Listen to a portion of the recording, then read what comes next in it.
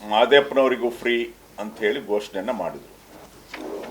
3 ವರ್ಷ ಸಿದ್ದರಾಮಯ್ಯನವರ ಸರ್ಕಾರ ಪೂರೈಸಿ ಈಗ ಡಿ ಕೆ ಶಿವಕುಮಾರ್ ಅವರು ಮುಖ್ಯಮಂತ್ರಿ ಆದಾಗ ಈ ಗ್ಯಾರಂಟಿ ಯೋಜನೆಗಳ ವಾರಂಟಿ ಮುಗಿಸಿದ್ದಾರೆ.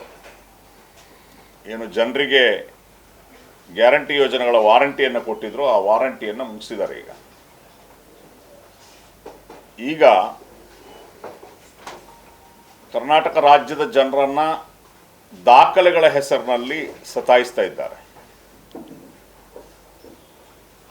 ಗೃಹಲಕ್ಷ್ಮಿಗೆ ದಾಖಲೆ ಕೊಡಿ, ಗೃಹಜ್ಯೋತಿಗೆ ದಾಖಲೆ ಕೊಡಿ ಅಂಥೇಳಿ. ಮೊದಲಿಗೆ ಅದು ಏನನ್ನೂ ಕೇಳಲಿಲ್ಲ, ಅರ್ಜಿ ಹಾಕಿಸ್ಕೊಂಡ್ರು. ಈಗ ದಾಖಲೆ, ಪ್ಯಾನ್ ಕಾರ್ಡ್ ಕೊಡಿ, ಆಧಾರ್ ಕಾರ್ಡ್ ಕೊಡಿ, ರೇಷನ್ ಕಾರ್ಡ್ ಕೊಡಿ, ಜಾತಿ ಆದಾಯ ಕೊಡಿ.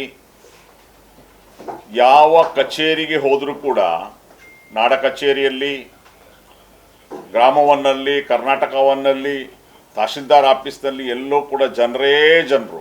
ಯಾಕೆ ಅಂದರೆ ದಾಖಲೆಗಳಿಗೆ. ಒಂದು ಕಡೆ ಕೇಂದ್ರ ಸರ್ಕಾರ SIR ಅನ್ನು ತಂದು ಒಂದು ಕಡೆ ದಾಖಲೆ ಮಾಡಲಿಕ್ಕಿರುವ ಒಂದು ಹಿಂಸೆ, ಇನ್ನೊಂದು ಕಡೆ ರಾಜ್ಯ ಸರ್ಕಾರ ಈ ರೀತಿಯ ಹಿಂಸೆ.